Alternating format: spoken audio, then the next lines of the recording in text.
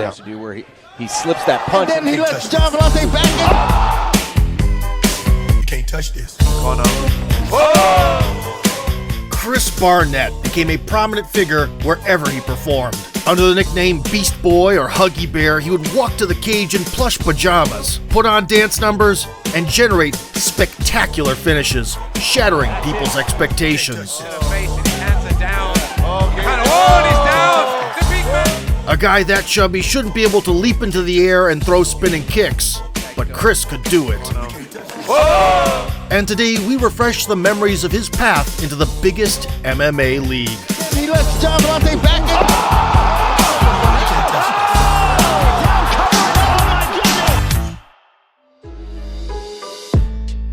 Barnett was born in Spain, where his father was serving in the military at the time. A little later, the family moved to the United States, to Colorado. Both parents and the older brother were deeply engaged in martial arts and practiced Taekwondo, so Chris had no choice but to hang out with them in the gym since childhood. The young talent quickly reached black belt level and from the 10th grade began training in wrestling. This allowed him to get a sports scholarship for a small college in Kentucky. While being there, Chris added judo to the fighting arsenal, as he couldn't find anything else to do after classes. Barnett started MMA after graduating and moving to Florida. No one in the gym took the freshman seriously due to his plush panda looks. But at the age of 22, Chris weighed 300 pounds and was 5 foot 9 inches tall, but had the mobility and agility of a lightweight. When he came to meet Extreme Fighting Championship matchmakers, they were amazed and swiftly signed Barnett. In April 2009, the newcomer made his professional debut. The first opponent was Jonathan Ivey, who had more than 70 fights under his belt. Chris beat the brakes off his foe for 15 minutes.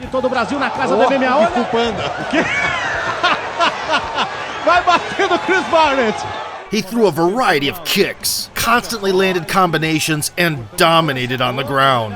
At some point, Barnett got super confident and went for a suplex.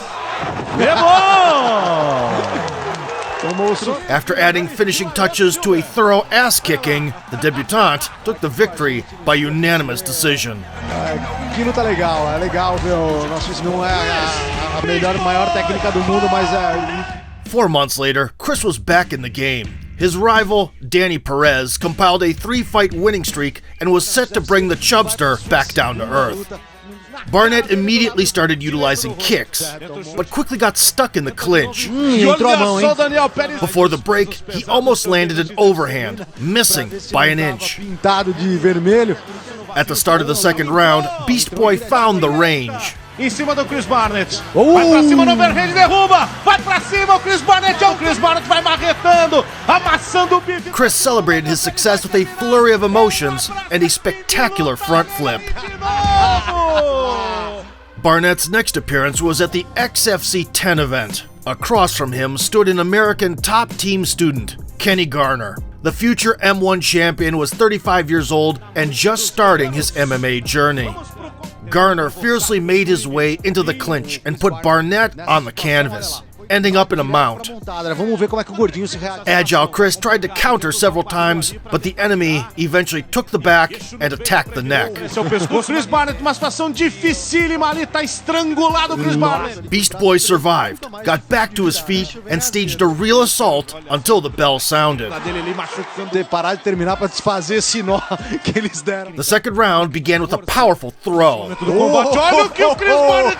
and ended with an ill-advised kick. However, Barnett quickly flipped the script and even tried to go for an Americana. But time ran out again. In the final round, the Kung Fu Panda transformed into a bear. Another takedown, and before long, Garner was stopped with punches on the ground.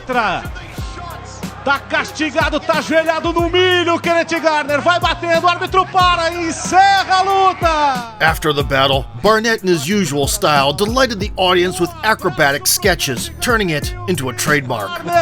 Sensacional, gordinho. Mais uma vez, belíssima vitória para ele. Encouraged by a successful career start, Chris decided to strike while the iron was hot. In just 3 months, he came out victorious twice. The scrap against Jay White was especially impressive. In the middle of the first round, the two big boys suddenly decided to throw down in the center of the cage. Well, to exchange, and there the big guys go. Punches so that Barnett's punches aren't landing quite as hard. Good. Following several grinding clinch exchanges, they went for it again. White lets him go, and coming right back is Barnett. He lands a good right. Soon the spectators witnessed another skirmish, this time with only one man left standing. White in some trouble at the moment, trying to swing his way out of it, back up. And it was Barnett. Finished it. Chris Barnett is still unbeaten. No one in the XFC can play the crowd. The year of 2010 was action-packed for Chris. From March to July, he scored 3 notable wins, advancing his record to 5-0, and received an invitation to perform in Singapore. The up-and-comer was put up against a gigantic retired soldier, Eric Prindle. Barnett entertained the crowd with a couple of signature strikes. Very little in the way of fat muscle to protect it. Good quickly. At this size, we'll find it difficult to... Oh, goodness me. And a relentless brawl mid-fight. He's coming though, doesn't he? Yeah. Center of the ring, chasing his opponent, lefts and rights. Beautiful exchange. But he got exhausted quickly and was forced to rely on his wrestling. Oh, but I think it's a real thrill to be so close to them up here at ringside. Down they go. He ended the close bout with active ground and pound. Rightly so. It ends in a flurry. Then dragged the opponent into a spontaneous dance battle after the final bell.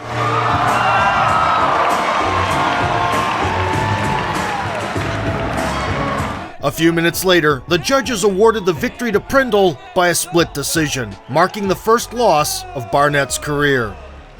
Trying to get back on the winning track, Beastboy returned to the United States to face off against Mario Rinaldi, who'd made some noise on the regional scene and won 4 out of his last 5. Mario scored a quick takedown and put Chris in danger from the top. Good, because he's got such a tough, that's not a healthy weight. And have a look at him. At some point, it seemed like Barnett would not last, but he survived and reversed the position in one big motion. This would be amazing. Could he bring on him now? Who would have thunk it? Look at Barnett go. Look at Barnett. Rinaldi could not keep up with the pace, and in the beginning of the second round was crushed by a powerful onslaught. Look at Barnett going up. It's good. No, Reed. Chris Barnett has done it again. We can do. The fun-loving big man developed his success with a victory over another prospect. A future UFC fighter, Walt Harris, got outpointed to a unanimous decision.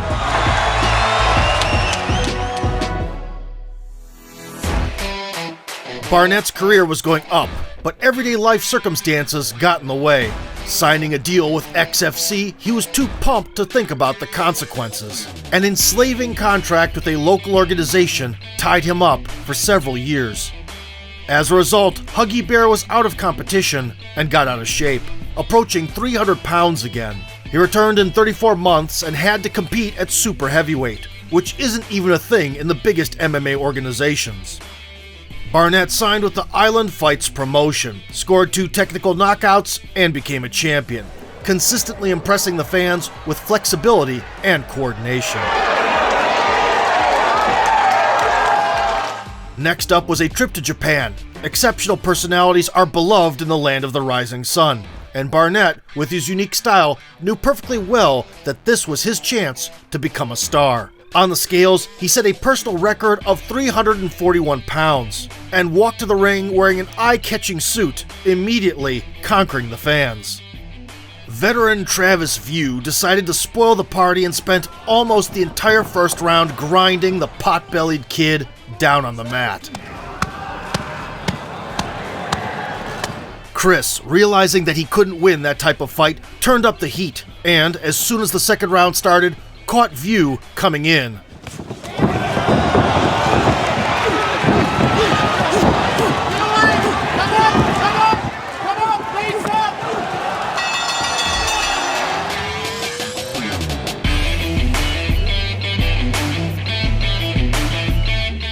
The charming Beastboy was so impressed by the atmosphere that he promised the Japanese audience to return and put on another show. The rising prospect went back to the US, where a title defense against John Hill had already been scheduled. It took Barnett only 30 seconds to crowd the opponent against the ropes and send him into the shadow realm.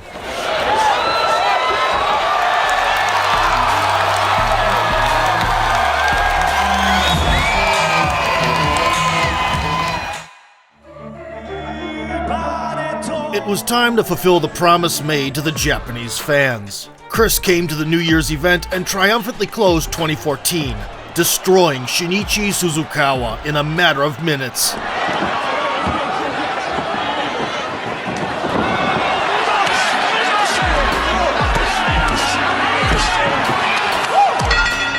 People in Japan really loved him. The promoters were generous, and the fans squealed with delight every time this 350-pound man went airborne with spinning kicks. In the subsequent bout, he sent flying legs once again, crushing the opponent's torso in the middle of the second round.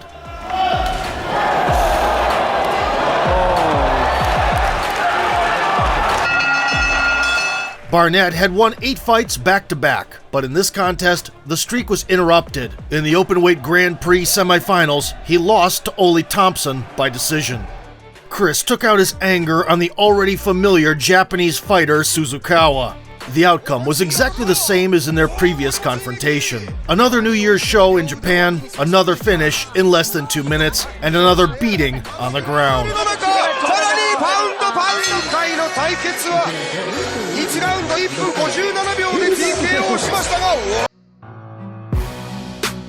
30-year-old Barnett flew back to America and began shedding extra pounds to fit into the heavyweight limit.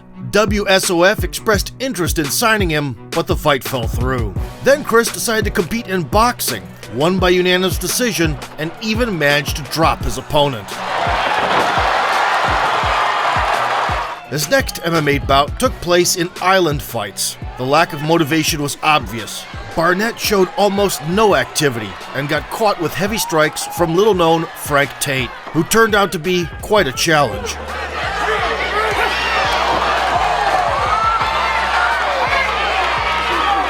This time, the judges saw a win for Beastboy and helped him avoid a 2-fight losing streak. However, karma restored the balance soon. Chris was signed to the Korean promotion Road FC, where he was under no weight restriction yet again. The first opponent turned out to be Hyunman Myung, with a modest record of 3-3. Barnett took a clean blow at the very start, his left eye completely shut.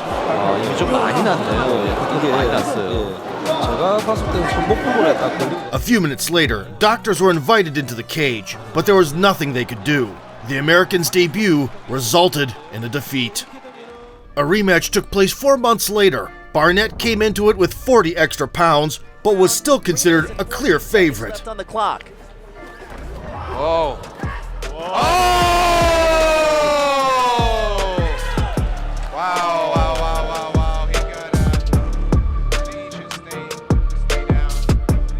In the middle of the second round, Chris entered a shootout and suddenly fell face down into the canvas. Since then, Hugh never fought in the MMA, and Barnett returned to the all-forgiving island fights. Alex Nicholson, who had recently been fired from the UFC, was waiting for him. Barnett almost scored a knockout in the opening seconds, but instead of finishing the bout standing, started to grapple. Nicholson managed to stay on the feet and soon displayed some magic in close range.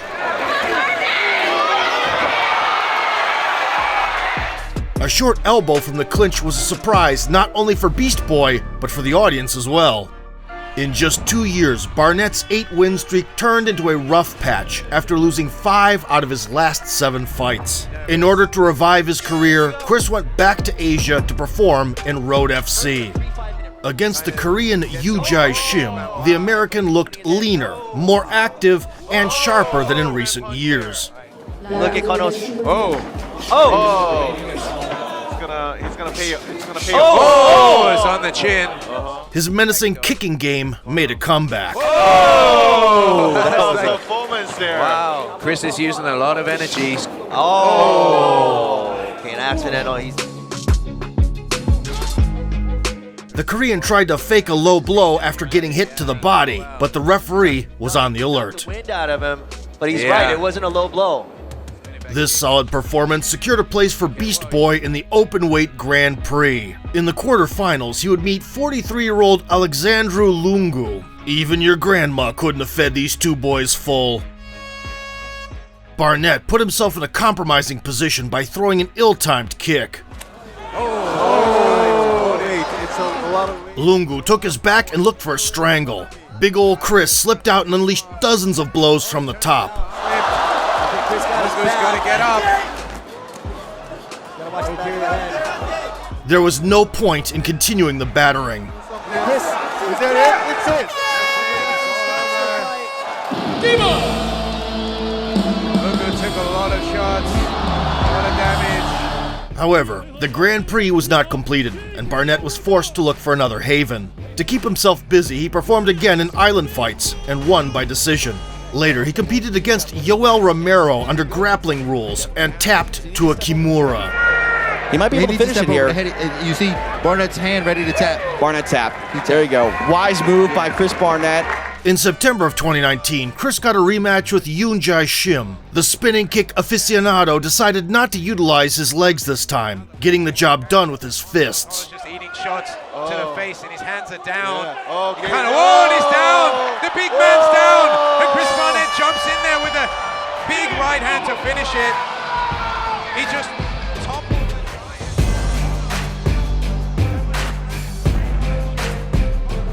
In the next 2 months, Barnett earned another MMA victory and signed up for a prestigious one-day kickboxing tournament. That's it. He's got him down. In the quarterfinals, Chris dropped Tony Lopez and took the upper hand by a decision. Chris! Terrence Hodges knocked him out in the semifinals. Oh, and he puts him down. Yet the way Barnett tried to stand up deserves close attention. Frankie's having trouble getting up. He's gonna left hook. He's done. Oh, he's done. That's gonna be it. He's trying. Look at the heart. He's trying so hard. Look at that heart, man. No, look at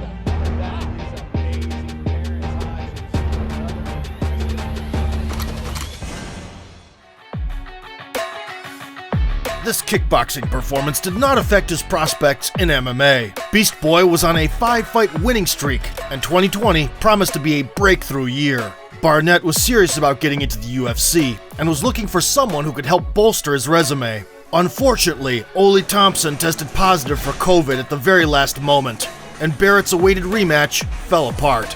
Thompson's cornerman, Ahmed Tijani, replaced him. The Brit had zero experience and looked even thicker than Barnett himself. That's a feat that not many can accomplish. I was telling them, Cyrus. Just a few attacks were enough for Chris to send the opponent to the floor and finish him off. Fight's over. Fight's over. That's it. Later that year, several more high-profile fights got canceled, including one with Bigfoot Silva. Luckily, the call came from the UFC. They needed an adversary for Ben Rothwell, just 9 days before the event. Chris was finally in the right place at the right time and signed a multi-fight deal. On the big stage, Barnett looked good as long as he had fuel in the tank. Low kicks were landing. The Grays. Rothwell trying to walk him down. And some punches reached the opponent's head. The legs. Always lands a right cross. Superman punch and a combination and a spin for Barnett. But soon, Rothwell started to place shots. Then scored a takedown and kept wearing his victim down on the ground for 2 minutes. In the second round, Barnett was gassed, often standing still and accepting exchanges that were not at all in his favor. Run like that. Dipping is going to stop the fight. Oh, look at this. At a certain point, Chris desperately rushed for a takedown. Rothwell easily stopped it and caught the debutante in the guillotine. Happening on the feet. Wanted to take a break from this position. There's the tap. Big Ben Rothwell. A year later, it turned out that Barnett had failed a drug test for marijuana and received a 5-month suspension. He waited until November 2021 and got back to business against Gian Vellante, who'd planned to finish his career with this fight in front of his native New York crowd. Chris was in no hurry and kept calm pace in the first round, preserving energy. But in the second, he stirred up the arena with one pirouette. And then he lets Gian Vellante back in. trying to close out his first UFC win.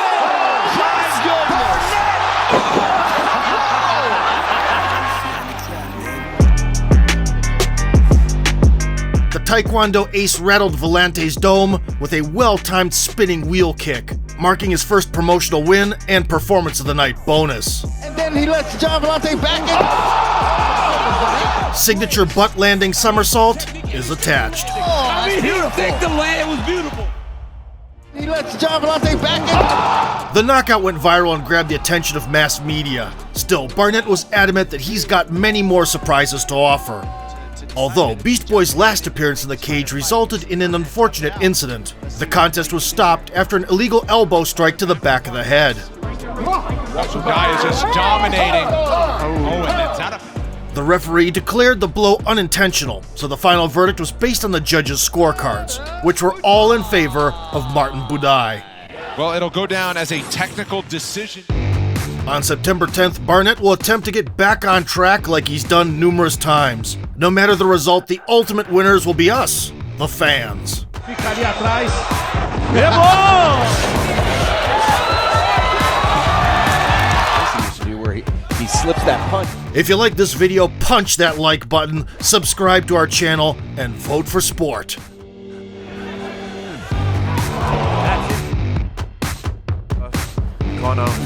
Oh! He's using a lot of energy. Oh! And then he lets John Volante back in.